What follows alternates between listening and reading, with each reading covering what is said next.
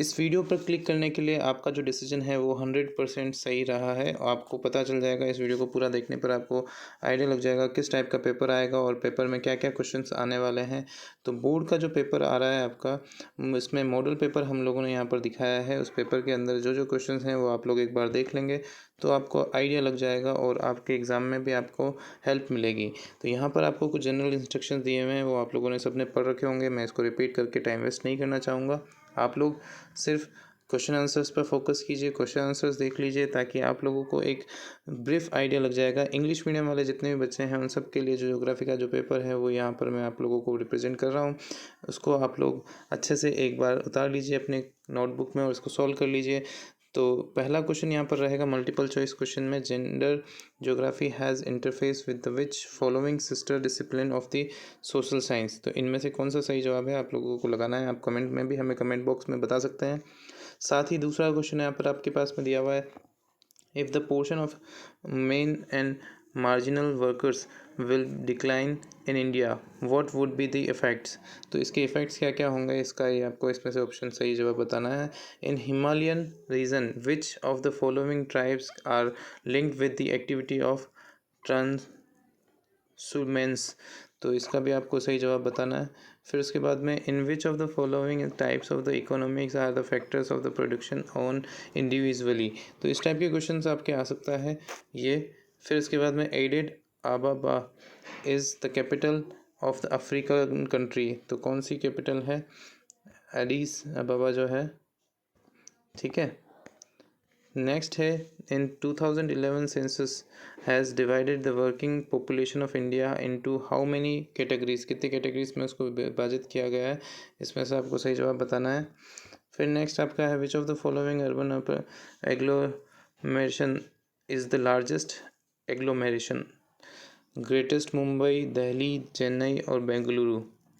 फिर नेक्स्ट है, which is the known as the golden fibre. Golden fibre की तरह कौन जाना जाता है, कॉटन, सिल्क, जूट और वूल, ठीक है। नेक्स्ट है आपके पास में, lignite coal in India is found in. कहाँ पर पाया जाता है लिग्नाइट कोल, ये बताना है आपको, ठीक है।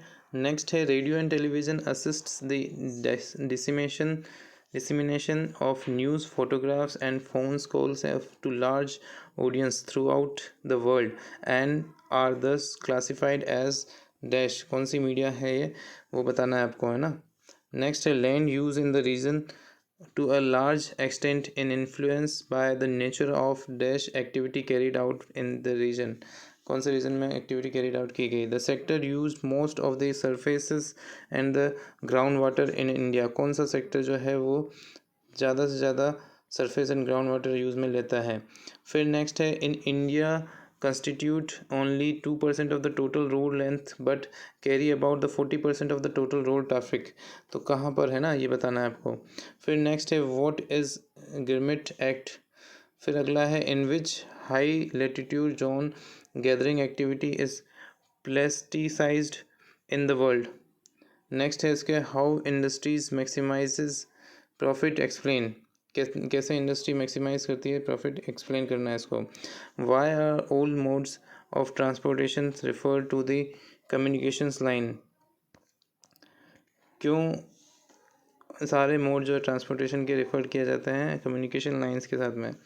फिर अगला है, short type of questions, nature and humans are in separable elements, justify the element which is suitable example with suitable example। इसके बारे में बताना है आपको। फिर अगला है, how is the knowledge of a nature important to develop technology, explain with the suitable example। Knowledge कैसे इंपॉर्टेंट है डेवलप करने के लिए टेक्नोलॉजी के, तो एक्सप्लेन करना है एग्जाम्पल के साथ में, इसमें आप लोगों को एक्सप्लेनेशन देना आता है, ठीक है। Explain the major feature growth of the million cities in the world. Million cities in the world के ऊपर आपको फीचर्स के बारे में और ग्रोथ के बारे में बताना है। Explain any 3 factors responsible for the location of a rural statement settlement in the world. कोई भी 3 फैक्टर बताना है जो रिस्पॉन्सिबल हो लोकल रूरल सेटलमेंट के बारे में। What is the special variation of the migration in India. तो माइग्रेशन इन इंडिया के बारे में आपको बताना है। Explain the population density of India. Population density of India के बारे में बताना है। नेक्स्ट है, explain development of modern towns in India. Modern town क्या क्या है उसकी डेवलपमेंट उसमें उसके बारे में आपको डिस्क्राइब करना है। Describe 3 important features of the hamleted rural settlement development in India. अगला है land resources is more crucial in to the livelihood of the people depending on the agriculture explain. इसके बारे में एक्सप्लेन करना है। लैंड रिसोर्स जो है वो ज़्यादा क्रूशियल है to the livelihood of the people, ज़िंदगी जीने के लिए पीपल के, डिपेंडिंग ऑन द एग्रीकल्चर। ठीक है। Explain the important of watersheds development and management programme. Watershed development management programme के बारे में एक्सप्लेन करना है आपको। अगला है मैच द फॉलोइंग। इसमें मैच करना है आपको फॉलोइंग में कौन सा एक्ट कब हुआ और कौन सी लिमिटेड कंपनी जो है वो कब बनी, और ऑर्गेनाइजेशन के बारे में आपको बताना है। ठीक है। फिर अगला है explain the pipeline network of India. Pipeline network के बारे में बताना है। सेक्शन सी में आपको थोड़े से लॉन्ग टाइप के क्वेश्चन आंसर्स आएंगे, उसमें आपको बड़े क्वेश्चन आंसर्स लिखने हैं कॉपी में। आप लोगों को मैं बता दूं कि कॉपी में किस तरीके से आपको आंसर लिखना है, ये भी आप लोगों को आना ज़रूरी है। अगली वीडियो में मैं आप लोगों को बताऊंगा। और अगर आप लोगों ने और भी वीडियोज़ नहीं देखी है तो आई बटन पर जा करके और भी वीडियोज़ देख लीजिए, या लेफ्ट में आपके पास में जो वीडियो आएगी उस पर क्लिक करके भी आप लोग वीडियो देख सकते हैं। चलिए बढ़ते हैं आगे, वापस हम देखते हैं। Services occurs at many different level, explain with a suitable example। ठीक है। How does the small scale manufacturing differ from the household industries in term of a production process and the location। फिर इसके बाद में define the term white collar and blue collar। White collar और blue collar worker के बारे में आपको बताना है। Explain the concept of advantage of rain water harvesting. Rain water harvesting के कॉन्सेप्ट के बारे में बताना है, एडवांटेजेस जो भी हैं। Explain the process that includes the land degradation. Land degradation के जो प्रोसेस है उसके बारे में आपको बताना है, उस प्रोसेस के अंदर क्या क्या इंक्लूड होता है। फिर आ जाते हैं लॉन्ग टाइप के questions. Explain with the example any 4 geographical factors which influence the distribution of the population in the world. ठीक है। ये इसके बारे में एक्सप्लेन करना है आपको, ज्योग्राफिकल फैक्टर्स के बारे में जो इन्फ्लुएंस करते हैं लोगों को डिस्ट्रीब्यूशन होने में पॉपुलेशन के। What is the significance of age structure. How is the occupational structure a good indicator of the level of economic development of the nation. ठीक है। इसके बारे में आपको एक्सप्लेन करना है। Explain the development of the Mumbai Pune industry region. फिर है explain the development of the Kollam Thiruvananthapuram industry reason.